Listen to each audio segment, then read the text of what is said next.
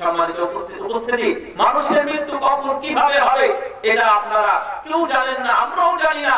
আল্লাহ রাব্বুল আলামিন বলছেন যে মানুষকে 5টা জ্ঞান দেওয়া হয় নাই। মানুষ 5টা জ্ঞান জানে না। তার মধ্যে একটি হলো বৃষ্টি কখন হবে, তার পেটের মধ্যে কি সন্তান ভবিষ্যতে হতে পারে, তারপরে তার রিজিক কি হবে, তার মৃত্যু কি হবে। ইন্নাল্লাহা ইনদাহু ইলমুস সাআ। আর একটা 5 নম্বর হলো যে কিয়ামত কখন হবে।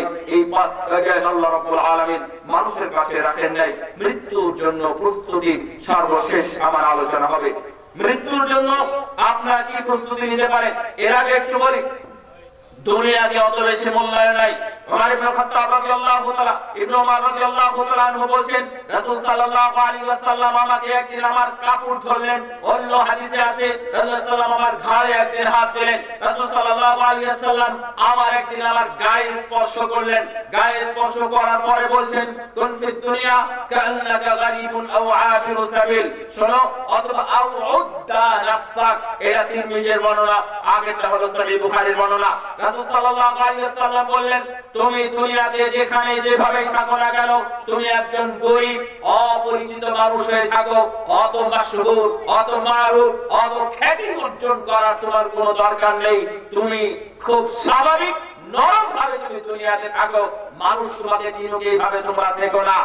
তখন ইবনে ওমর রাদিয়াল্লাহু তাআলা আনহু রাসূলুল্লাহ বললেন, উদ্দা নাফসাক। তুমি নিজেকে নিয়ে ব্যস্ত থাকো, অন্যকে নিয়ে ব্যস্ত থাকার প্রয়োজন নেই, খ্যাতি অর্জন করার কোনো প্রয়োজন নেই। রাসূলুল্লাহ সাল্লাল্লাহু আলাইহি ওয়াসাল্লাম এভাবে বলার পরে ওমর ইবনে খাত্তাব রাদিয়াল্লাহু তাআলা আনহু বলতেন, ইযা আসবাহতা ফালা তানতাযিরিল মাসাআ ওয়া ইযা আমসাইতা ফালা তানতাযিরিস সাবাহা। ইবনে ওমর বলতেন যে শোনো, তোমাদের এখন সকাল হয়েছে তো হয়েছে, সকালকেই যথেষ্ট মনে করো, আগামী বিকেল পর্যন্ত থাকবে এটার অপেক্ষা করার কোনো প্রয়োজন নেই। সুতরাং যা মাপ চাওয়ার চেয়ে নাও, যা অর্জন করার করে নাও, যা ভুল স্বীকার করার করে নাও, বিকেল বেলা তুমি করবে, এর অপেক্ষা করো না। আবার যখন তুমি বিকেল, তখন সকালের অপেক্ষা না করে তুমি এখনই সবকিছু শেষ করে দাও। তোমার যেন কোনো ঋণের অধ্যায় না থাকে, তোমার জন্য গুনাহ থেকে মাপ চাওনি এই ধরনের কোনো গুনাহ না থাকে, সবকিছু তুমি মিটিয়ে নাও। আমরা ছোটবেলায় পড়তাম উর্দুতে যে আজ কা কাম কাল পার না ডাল। আজকের কাজটা আগামীকাল করব বলে তুমি ফেলে রেখো না। আগামীকাল তুমি ক্ষমা চাইবে বলেছিলে, কিন্তু আগামীকাল দেখতেছো তুমি লাশ হয়ে গেছো। সম্মানিত উপস্থিতি, আমার দিনী ভাইরা, আমি আপনাদের জন্য এই হাদিসের শেষে আছে তিরমিজির বর্ণনায় যে فإنك لا تدري يا عبد الله ما اسمك غدا। তুমি জানো না আগামীকাল তোমার নাম কি হবে, তোমার নাম লাশে পরিণত হয়ে যেতে পারে।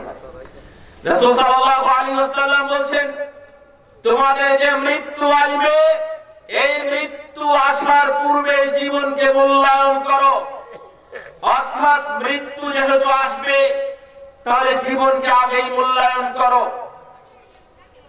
জীবনকে যদি মূল্যায়ন না করা হয়, তাহলে মৃত্যু মানুষের সুন্দর হয় না, মৃত্যু মানুষের লাঞ্ছনার হয়, মৃত্যু মানুষের অপমানের হয়। কবি কাজী নজরুল ইসলামের কথাই আমাদের মনে হয়, এমন জীবন তুমি গড়িও গঠন, মরণে হাসিবে তুমি কাঁদিবে ভুবন। প্রথম যেদিন তুমি এসেছিলে ভবে, তুমি শুধু কেঁদেছিলে, হেসেছিল সবে। সবাই হেসেছিল, অথচ তুমি শুধু কেঁদেছিলে। মরণের সময় এমন করো নিজেকে, আমি মারা যাবো, জগৎ কাঁদবে। একজন মানুষকে আমি হারিয়ে দিলাম, একজন বাবাকে হারালাম, একজন সন্তানকে হারালাম, একজন মাকে হারালাম। এটা যেন মানুষ বুঝতে পারে, মানুষ যেন কাঁদে। আর তুমি, তোমার আমল এমন হবে, তোমার আকীদা এমন হবে, সাহাবীরা যেমন হাসতে হাসতে মৃত্যুকে আলিঙ্গন করতেন, বরণ করে নিতেন, তুমি এই জন্য মৃত্যুকে সেইভাবে বরণ করতে পারো। মৃত্যুর প্রস্তুতি নিয়ে ছোট্ট গল্প বলে আমি কয়েকটি পয়েন্ট বলবো, বেশি দেরি হবে না, মনে রাখবেন। আমাদের কিসসা আল কাসীরা মানে অনেকগুলো ছোট গল্পের আমাদের বই ছিল, আমাদের পড়তে হতো ছোট গল্প। একজন যে আল ইরদাদ ইরদাদুল লিল মাউত, শেষের প্রস্তুতি কি হতে পারে। একটা দেশে নিয়ম ছিল যারা রাজা হবে তাদেরকে কোন গহীন জঙ্গলে ফেলে দিয়ে আসা হবে। গল্পটা এখন অনেক সময় হয়তো আপনারা পেয়ে থাকবেন, কিন্তু এভাবে লেখা আছে। তারপরে ওই গল্পটা এর মধ্যে লেখা আছে, কালিলা জিন্না যারা পড়েছেন তারা বলতে পারবেন। তো মৃত্যু কিভাবে হয়? রাজার মৃত্যু, রাজা মানেই তার মৃত্যু। রাজা রাজ্য পরিচালনা করবে 4 বছর 5 বছর, তারপরে তাকে গহীন জঙ্গলে যেখানে বাঘ ভাল্লুক সিংহ সহ সবকিছুই আছে ওখান থেকে ফিরে আসার ন্যূনতম কোনো সম্ভাবনা নেই, 1% সম্ভাবনা নেই। মানে সেখানে গেলে তার মৃত্যু অনিবার্য, এমন জায়গায় তাকে ফেলে দিয়ে আসা হবে। তো এক সময় হলো কি, এলাকায় রাজার অভাব দেখা গেল, কেউ আর রাজ্য কার্য পরিচালনা করতে চাই না বা রাজা হতে চাই না। বিজ্ঞপ্তি দেওয়া হলো, এই শর্তে আমাদের এই এলাকার হতে চাই কি,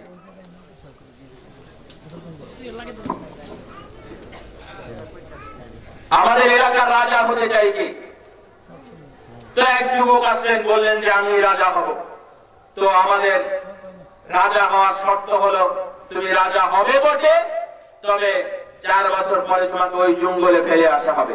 হ্যাঁ আমি জানি, আমাকে আপনারা রাজত্ব দেন, দায়িত্ব দেন, আপনারা নিশ্চিত থাকুন 4 বছর পরে আমি সেই জঙ্গলে যাব এবং আপনাদের যেটা সিদ্ধান্ত সেটা মেনে নেব। বলেন, হওয়ার পরে আপনাদের প্রস্তুতি কেমন হওয়া উচিত? আপনারা অন্ধকার কবরে যাবেন না, কবরে কোনো বাতি আছে, কোন আলো ব্যবস্থা, কোন সূর্যের আলো, কোনো কিছুর ব্যবস্থা নেই। তাহলে এই সংকীর্ণ ছোট্ট জায়গায় আপনি দুনিয়াতেই তো থাকতে পারবেন না, আখিরাতে মরণের পরে আপনি কিভাবে থাকবেন? তাহলে ওখানে আলো জ্বালানোর ব্যবস্থা করতে হবে। এই আলোটা আগেই জ্বালাতে হবে। যদি আগে না জ্বালান, আপনি সেখানে গিয়ে কি আপনি কোন দেশটাই পাবেন, কোন আগুন পাবেন নাকি কোন বিদ্যুতের খাম্বা পাবেন, সেখান থেকে আপনি লাইট অথবা আপনি কেবল নিয়ে আপনি তার দিয়ে অথবা লাইট জ্বালাবেন, কোন ব্যবস্থা নেই। ওখানে আলোর ব্যবস্থা করে রাখতে হবে, লাইট আলোর ব্যবস্থা করে রাখতে হবে। রাজা মশাই রাজসিংহাসনে বসার পরে উনি প্রথম বছরেই প্রথম 6 মাসেই তার সেনাবাহিনীকে আদেশ করলেন, যে জঙ্গলে আমাকে ফেলা হবে সেই জঙ্গলটা একটু তোমরা হেলিকপ্টার দিয়ে পরিদর্শন করে এসো, যেন দূর থেকে জানা যায়, বোঝা যায় কি আছে, কত কি আছে। তারা এসে 2 মাসের মধ্যে রিপোর্ট করলেন। পরবর্তীতে সেনাবাহিনী বিশাল দলকে সেখানে গোপনে প্রেরণ করা হলো, গিয়ে বলা হলো ওই জঙ্গলটা কেটে পরিষ্কার করে একবারে ফুলের বাগানে পরিণত করো। 1 বছরের মধ্যে বাগান কেটে অর্থাৎ জঙ্গল কেটে পরিষ্কার করা হলো। তারপরে পরবর্তী বছরে সেখানে ফল ফুলের বাগান তৈরি করা হলো। পরবর্তী বছরে সেখানে সুইমিং পুল, নদী নালা, বিভিন্ন কিছু পানির নহরের ব্যবস্থা করা হলো। পরবর্তী বছর 3 বছর সেখানে বড় বড় বিল্ডিং এবং রাজপ্রাসাদ তৈরি করা হলো এবং ওখানে একজন নাগরিকের থাকার জন্য যত ধরনের সুযোগ সুবিধা আছে তার সব কিছুর ব্যবস্থা করে রাখলেন।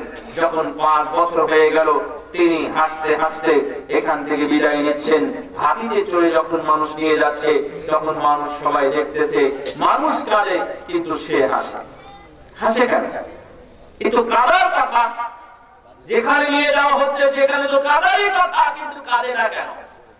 মানুষ সবাই একে একে জানতে পারলো না, সেখানে যেখানে তাকে নিয়ে যাচ্ছে সেখানে আরেকটি রাজপ্রাসাদ তিনি 5 বছরের মধ্যে গড়ে তুলেছেন।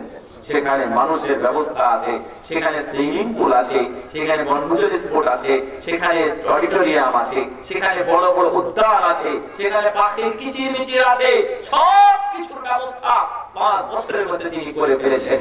জনগণ সিদ্ধান্ত নিল, তাহলে এই হবে আমাদের স্থায়ী রাজা। ওই রাজ্য এবং এই রাজ্য, 2 রাজ্য সে একসাথে পরিচালনা করবে। এখন সে 2 দেশের রাজা হয়ে গেল। আপনি যদি জান্নাতের রাজ করতে চান, আপনি যদি এই দুনিয়ার সমান সর্বনিম্ন জান্নাত দুনিয়ার চাইতে 10 গুণ বড় এত বড় রাজত্বের যদি রাজত্ব করতে চান, এত বড় সীমানার যদি আপনি রাজ করতে চান, তাহলে অবশ্যই আপনাকে আপনাকে এখনই গুছাতে হবে, আপনাকে গুছিয়ে দিতে হবে, যেন আপনি মরণের সময় হাসতে হাসতে আপনি দুনিয়া থেকে যেতে পারেন। সিজদা অবস্থায়, সালাত অবস্থায়, কুরআন তেলাওয়াত অবস্থায়, ভালো কাজ অবস্থায় যেন আমার মৃত্যু হয়। আপনি মাঠে কাজ করতে করতে মৃত্যুবরণ করলেও কোনো সমস্যা নেই, আপনি হয়তোবা এমন কাজে আছেন শাহাদাতের মর্যাদা পেয়ে যাবেন। মা বোনেরা যারা পেট পীড়ায় মারা যায়, সন্তান প্রসবে যারা মারা যায়, রাসূল সাল্লাল্লাহু আলাইহি ওয়াসাল্লাম তাদেরকে শহীদের মর্যাদা দিবেন বলে উল্লেখ করেছেন। যারা আগুনে পুড়ে মারা যায়, রাসূল সাল্লাল্লাহু তাদেরকে শহীদ হিসেবে বলেছেন। যারা পানিতে ডুবে মারা যায় তাদেরকে শহীদ হিসেবে বলেছেন। যারা রানাতলা যায়, নিচে চাপা পড়ে অনেকগুলো লাশ হয়ে গেছে, মারা গেছে, রাসূল সাল্লাল্লাহু চাপা পড়ে মরে যাওয়ার কারণে মুসলিম ব্যক্তিদেরকে শহীদ বলে উল্লেখ করেছেন। বিভিন্ন ভাবে শহীদদের কথা উল্লেখ আছে। এমনকি আপনারও যদি পেট পীড়া হয়, পেটের সমস্যা হয় এবং এই কারণে আপনি মারা যান, তাহলে রাসূল সাল্লাল্লাহু আমাকেও আপনাকেও এই শহীদ হিসেবে উল্লেখ করা হয়েছে। এইভাবে আপনি প্রস্তুতি গ্রহণ করতে পারেন। আপনি কি করবেন এখন? কয়েকটি বিষয়। ওয়াসাইলুল ইস্তি'দাদ লিল মাউত। 1 নম্বর আত-তাওবা আস-সাদিকা। যদি আপনি ভালো মৃত্যু গ্রহণ করতে চান, মৃত্যুর পরে আলো জ্বালাতে চান, মৃত্যুর পরে প্রশস্ত জায়গা চান, তাহলে আপনাকে এখনই তওবা করতে হবে। এখনই তওবা, আগামীকাল নয়, এখনই তওবা। যত খুন খারাপি, যত অন্যায় অনাচার ব্যভিচার, যত খারাপি আছে, যত বেপরদা আছে, যত বেহায়াপনা আছে, যত বেনামাজি আছে, যত বেহুদাদার আছে, তার এখনই সেখান থেকে আপনাকে তওবা করতে হবে। আপনারা কি তওবা করতে প্রস্তুত? ইনশাআল্লাহ। সবাই তওবা করতে প্রস্তুত? মন এর পয়েন্ট ইবনুল কাইয়্যিম রাহিমাহুল্লাহ উল্লেখ করেছেন। আমার বক্তব্য না, প্রথম উল্লেখ করেছেন আস-তাওবা আস-সাদিকা, অরিজিনাল তওবা, পিওর তওবা, সত্য সত্যই তওবা, এমনি এমনি তওবা না। আচ্ছা তওবা করলাম, এইগুলো তওবা না। আস্তাগফিরুল্লাহাল্লাযী, কই বলেন, আস্তাগফিরুল্লাহাল্লাযী লা ইলাহা ইল্লা হুয়াল হাইয়ুল কাইয়্যুম ওয়া আতুবু ইলাইহি। আস্তাগফিরুল্লাহাল্লাযী লা ইলাহা ইল্লা হুয়াল হাইয়ুল কাইয়্যুম ওয়া আতুবু ইলাইহি। রাসূল সাল্লাল্লাহু আলাইহি ওয়াসাল্লাম বলেন, কোন ব্যক্তি এই ছোট্ট দোয়াটা পড়ে যদি তওবা করে, ইস্তিগফার করে, আল্লাহর কাছে ক্ষমা চায় এবং আল্লাহর দিকে ফিরে যায়, তাহলে তার কাবিরা গুনাহ থাকলেও আল্লাহ ক্ষমা করে দেন। দোয়াটা আমি বলছি না যে আপনি মুখস্থ করেন, করতে হবে এটা বলছি না, তবে আমার মৃত্যু কিছুক্ষণ পরেই হবে এটা জেনে মাঝে মাঝে তওবা করবেন, মনে থাকবে। আচ্ছা আরো সহজ করে দিই, আস্তাগফিরুল্লাহ ওয়া আতুবু ইলাইহি। বলেন তো, খুব কঠিন? আল্লাহর কাছে তওবা করবেন। আমরা আসলে খুব পাপিত, বিরতিহীন ভাবে কন্টিনিউয়াসলি আমরা পাপের মধ্যে আছি। পাপকে আমিও ছাড়তে পারিনি, আর পাপও আমাকে ছাড়ে নাই। আল্লাহর কাছে তওবা করে এখনই প্রস্তুতি নেন। আল্লাহ যেন আমাদের তওবাকে কবুল করে নেন, আমিন। আল্লাহকে বারবার বলেন। আল্লাহর নাম কি বলেন তো? তাওয়াব। আল্লাহর নাম কি? আল্লাহকে বলবেন, আল্লাহ তোমার নাম তাওয়াব, আল্লাহ তোমার এই নামের ওসিলায় তোমাকে আমি তওবা করছি। আল্লাহ তুমি আমাকে ক্ষমা করো এবং তুমি আমাকে গ্রহণ করো। বলতে পারবেন? ইনশাআল্লাহ আল্লাহ রাব্বুল আলামিন আমাদের তওবা গ্রহণ করবেন। শুনেন, আমাদের কোন জায়গা আছে বাবা না থাকলে মা থাকে, তারা দুইজন না থাকলেও কোনো খালা ফুপু অথবা মামা থাকে, কিন্তু এমন কিছুর মালিক আল্লাহ, তার কাছে যাওয়া ছাড়া আমাদের কোনো গতি নেই। কোন রাজা বাদশা, পৃথিবীর কোন রাজা, তার কাছেও আমরা যেতে পারবো না, এমন কোন ফেরেশতার কাছেও যেতে পারবো না, এমন কোন নবীর কাছেও যেতে পারবো না। আমাদের গুনার জন্য, তওবা এবং ক্ষমার জন্য আল্লাহ অন্য কেউ না। আপনি দেখবেন তাফসীরে তাবারীর মধ্যে উল্লেখ করেছেন, কোন আয়াত বলছিলাম ওটা? সূরা নূহের 9, 10, 11। ওখানে দেখবেন ইস্তিগফারের একটা ভালো অধ্যায় আছে। আমি অল্প দিকে যাচ্ছি, একটা ছোট্ট গল্প উল্লেখ করেছেন মুফাসসির, যে একজন তাফসীরে রূহুল মানিতে, তো ওইখানে একটা গল্প উল্লেখ করেছেন, নিজের গল্প, কিন্তু মুফাসসির মানুষ, কারণ ওনারা জ্ঞানী, উল্লেখ করেছেন যে মায়ের কাছে, মা বাড়ি থেকে সন্তানকে অপরাধের কারণে বের করে দিয়েছে, যেটা আছে প্রতিনিয়ত একই অপরাধ করতে আছে। মা বলছে, আগামীকাল যদি এই অপরাধ দেখি তাহলে তোকে আর খেতে দিব না, বাড়িতেও রাখবো না। মা ঠিক রাগ করে বাড়ি থেকে বের করে দিয়েছে। বাড়ি থেকে বের করে দিয়েছে, দরজা বন্ধ করে দিয়েছে। আপনার মা বের করে বাড়ির বাহিরে গেছে, বাড়ির বাহিরে গিয়ে ঘুরেছে ফিরেছে,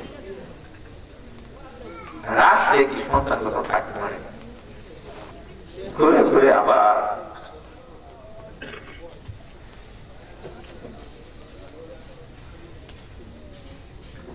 মায়ের দরজায় এসে দরজার সামনে ঘুমিয়ে গেছে।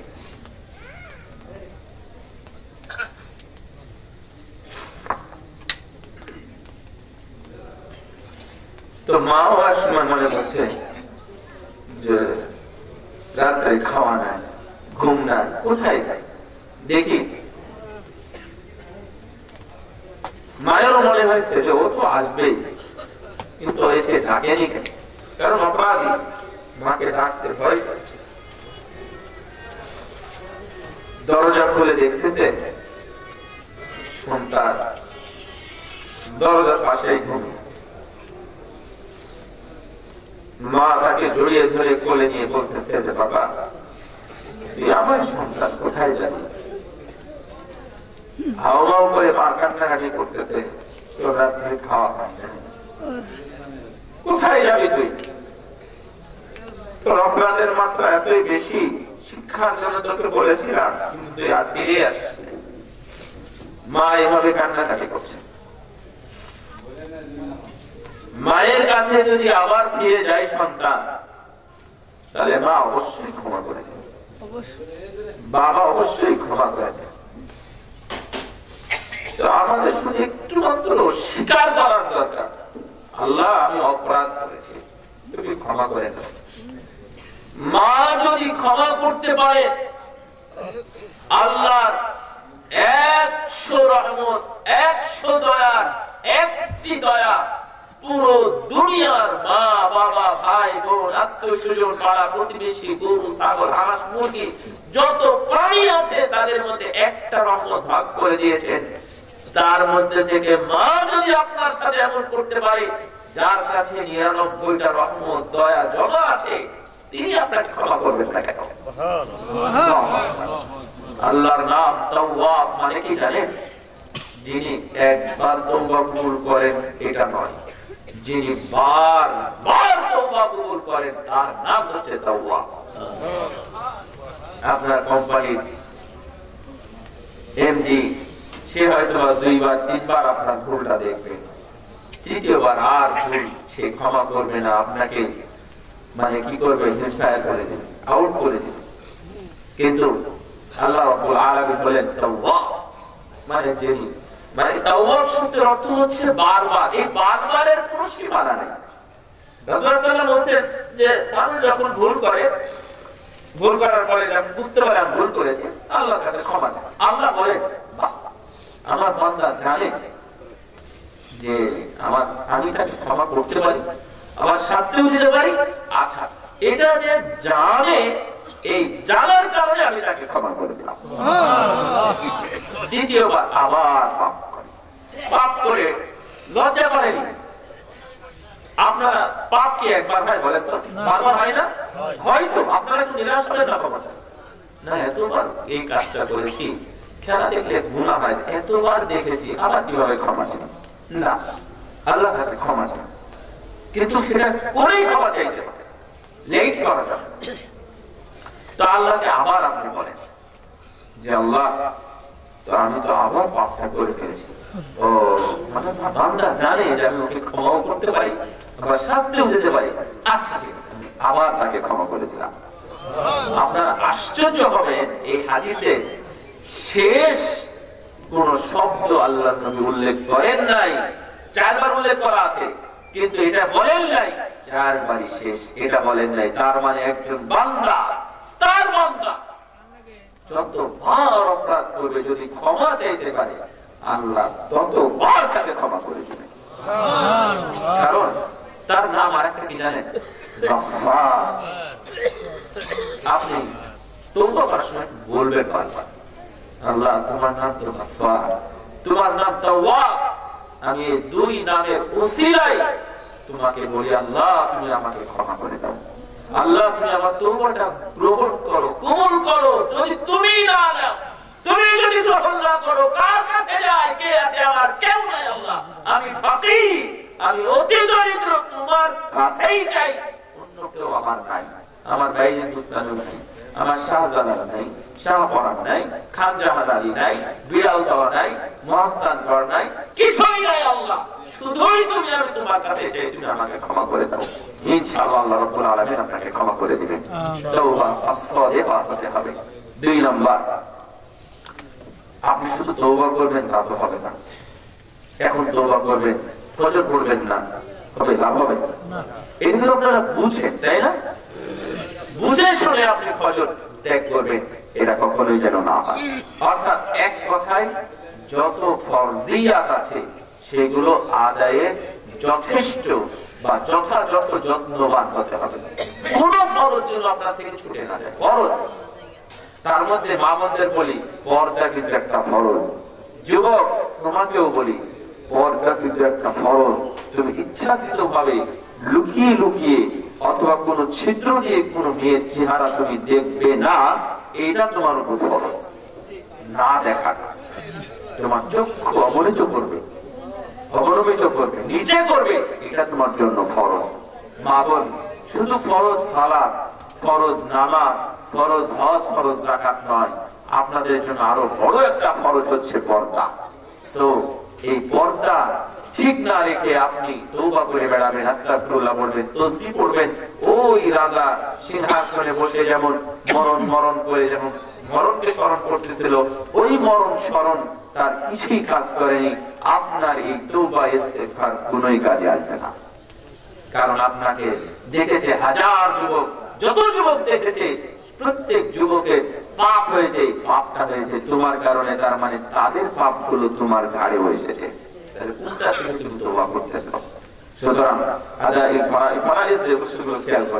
তারপরে ভালো কাজের প্রতিযোগিতা করবেন।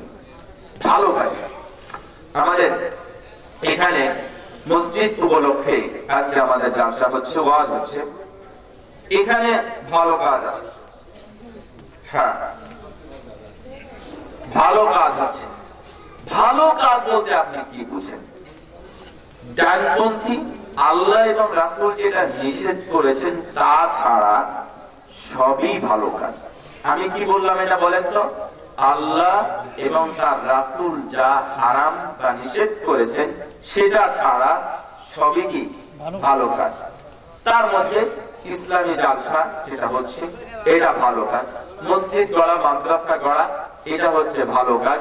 তারপরে বক্তব্য গড়া, কোরআন শিক্ষার আসর বসানো, এটা হলো ভালো কাজ। রাস্তা থেকে কষ্টদায়ক বস্তু সরানো, এটাও হলো ভালো কাজ। অথবা কারো দিকে না তাকানো, সেটাও ভালো কাজ। আপনার মা বাবার দিকে তাকানো, সেটা হলো ভালো কাজ, বা ইত্যাদি। যেটা বললাম, আল্লাহ এবং তার রাসূল যেটা নিষেধ বা আরাম করেছেন সেটা ছাড়া দুনিয়াতে সবগুলোই ভালো কাজ। সো এই ভালো কাজে প্রতিযোগিতা করতে হবে। আমি এখন যেটা বলবো আপনারা মনে করবেন না পয়েন্টটা নতুন করে নিয়ে এসেছি, এটা অনেকদিন আগের লেখা, মানে কয়েকদিন আগের লেখা, আজকে আপনাদের সামনে উপস্থাপন করতেছি। তার মধ্যে এটা ভালো কাজে প্রতিযোগিতা করা। ভালো কাজ হলো আপনাদের এখানে যে মাদ্রাসাটা প্রতিষ্ঠিত হয়েছে, আলহামদুলিল্লাহ, গাবতলী পশ্চিম পাড়া নুরানি ক্যাডেট মাদ্রাসা, এই সম্পর্কে আপনাদের কোন এলেম আছে, জানা আছে? জানেন না, জানেন না। এখানে এলাকায় প্রচার নাই। আচ্ছা, প্রচার হোক চাই না হোক, আপনার যে কুলাঙ্গার সন্তান, কুসন্তান, অথবা খারাপ সন্তান, অথবা বকে যাওয়া সন্তান, এখান থেকে যদি আপনি মুক্তি পেতে চান, আমাদের দেশে অনেক উদাহরণ আছে, আমার মুখস্থ আছে উদাহরণগুলো, যে কত সন্তান নিজ সন্তান মা বাবাকে হত্যা করেছে, কত সন্তান তার বাবাকে হত্যা করেছে, কত সন্তান তার মাকে বাড়ি থেকে বের করে দিয়েছে, কত সন্তান নেশা করে, মদ খেয়ে অথবা ইয়াবা করে, জুয়া খেলে তার মা বাবাকে বাড়ি থেকে বাড়ি ছাড়া করে দিয়েছে, তার মানে বাড়িও বিক্রি করে দিয়েছে, মা বাবা একদিন জানেই না, মা বাবা এখন রাস্তায় রাস্তায় চলতেছে। এই ধরনের সন্তান থেকে আপনারা যদি মুক্তি পেতে চান, মুগ্ধ যে তার বাবাকে নিজের পেট্রোল গায়ে ঢেলে দিয়ে বাবাকে আগুন ধরিয়ে দিয়ে পুড়িয়ে হত্যা করেছে, মুগ্ধ সুশীল এবং সুসমাজের একজন সুশিক্ষিত সন্তান, মানে পরিচিত বড় মানুষ, বড় ধরনের পরিবারের এই ঘটনা, দুর্ঘটনা, এটিএম শামসুল হুদার ভাতিজা মুগ্ধ তার বাবা রফিকুল হুদার গায়ে পেট্রোল ঢেলে একবারে আগুন ধরিয়ে পুড়িয়ে দিয়েছে এবং মেরেই মেরেছে শেষ পর্যন্ত তাকে। তাহলে এটাও তো সন্তান।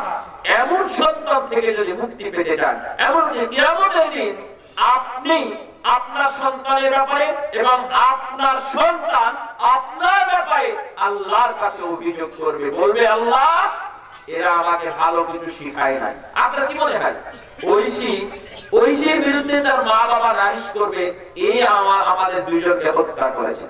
এটা যদি সত্য, কিন্তু আপনার কি মনে হয় ঐশী যখন বেঁচে আছে, ও জেলখানায় আছে, ও বড় হচ্ছে, একদিন ও তার মা বাবার বিরুদ্ধে অভিযোগ করবে দুনিয়াতে এবং আখিরাতে অভিযোগ করবে, ঠিক আমি হত্যা করেছিলাম, কিন্তু এটাও ঠিক আমাকে হত্যা করতে উদ্বুদ্ধ করেছিল, আমাকে পয়সা দিয়েছিল, আমাকে সুযোগ করে দিয়েছিল, আমাকে টাকা দিয়েছিল, আমাকে গাড়ি দিয়েছিল, তালা খোলা ছিল, সে তালা দেওয়া ছিল, তালার চাবি আমাকে দিয়েছিল আমার মা বাবা। এই জন্য তারাই প্রথম দোষী। এই জন্য বাবা এবং সন্তান সেদিন দ্বন্দ্ব কথা লেগে যাবে, কুরআনের আয়াত খুলে তাহলে পেয়ে যাবেন। আপনি কি সন্তান মানুষ করতে চান? আপনার সন্তানকে সুসন্তান হিসেবে যদি দুনিয়াতে দেখতে চান, তাহলে অবশ্যই আপনার সন্তানকে আগে কুরআন, হাদিস, দ্বীন শিক্ষা, সালাত শিক্ষা, ওযুর পদ্ধতি এগুলো আগে শেখাবেন, তারপর ইঞ্জিনিয়ার বানাবেন, তারপরে আপনি ডক্টর বা ডাক্তার বানাবেন, তারপরে আপনি অর্থনীতিবিদ বানাবেন, তারপরে আপনি এমবিএ বিবিএ করে বড় বড় ব্যবসায়িক বানাবেন, তারপরে না আপনি কোন ব্যাংকে এমডি বা অন্য কোন পথে দিবেন না কি করবেন, কিন্তু তাকে আগে কুরআন সুন্নাহ শিক্ষা দিতে হবে, দেওয়ার পরে। এই জন্য আমার কাছে মনে হয়েছে এই এলাকায় অনেক বড় এলাকা কালিয়াকোট, তাই না? এই কালিয়াকোটে উল্লেখযোগ্য বা উল্লেখ করার মতো ভালো কোন প্রতিষ্ঠান এর নাম আমরা এখন ভালোভাবে জানি না। সেই দিক থেকে এটা আপনাদের জন্য আদর্শ এবং মহান সুযোগ।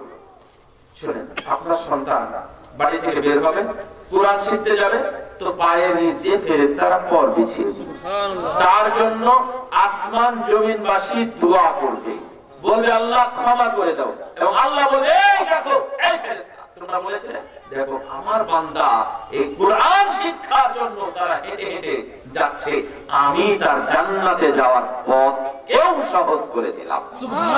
আর আপনার যেই ছেলে দুনিয়া, আমি যেটা হাদিস বললাম অনুবাদ করে নিয়ে যাই, মানে আগে বলে নিয়ে যাই বলছেন আপনারা, এটা হাদিসের অনুবাদ করলাম, জাস্ট ট্রান্সলেট, আর কিছু নেই। আর যদি আপনার সন্তান দুনিয়া শিখতে যায়, তাহলে ওর পায়ের নিচ দিয়ে পর বিছানো হবে না। আসমান জমিনবাসী তার জন্য মাগফিরাতের দোয়া করবে না, তার জন্য কল্যাণ কামনা করা হবে না। কিয়ামতের দিন আপনার মর্যাদাও বৃদ্ধি করা হবে না। কেন? রাসূলুল্লাহ সাল্লাল্লাহু আলাইহি ওয়াসাল্লাম বলেন কিয়ামতের দিন এই মাদ্রাসার ছাত্রের বাবাকে বড় একটা আসনে বসানো হবে। ধরেন আপনাকে কেউ ডেকেছে, ডাকার পরে রাষ্ট্রীয় কোন অনুষ্ঠান যেখানে প্রেসিডেন্ট, প্রধানমন্ত্রী বা মিনিস্টার বা ক্যাবিনেট সদস্য তারা সবাই উপস্থিত আছে, লক্ষ লক্ষ জনতার সামনে আপনার মতো একটা যদুমধু সলিমউদ্দিনকে বিশাল এক আসনে বসিয়েছে, প্রধানমন্ত্রী এক জায়গায়, প্রেসিডেন্ট এক জায়গায়, আপনাকে মাঝখানের আসনে বসিয়েছে। তো বলতেছে কি ব্যাপার, মাননীয় স্পিকার, প্রধানমন্ত্রী, প্রেসিডেন্ট, আমাকে আসনে বসানো হয়েছে কেন, কি কারণে? তখন একটা কারণ উল্লেখ করবে। আচ্ছা, এই দুনিয়ার চাইতে দুনিয়াকে 10 বার বিক্রি করলেও জান্নাতে একটা সুতা কিনা টাকা হবে না? হবে না ভাই। তাহলে জান্নাতের মধ্যে একজন জান্নাতীর কত মর্যাদা হবে আপনি হিসাব করতে পারবেন না। তার মধ্যে লক্ষ কোটি জনতার সামনে বড় আসনে বসিয়ে রেখেছে।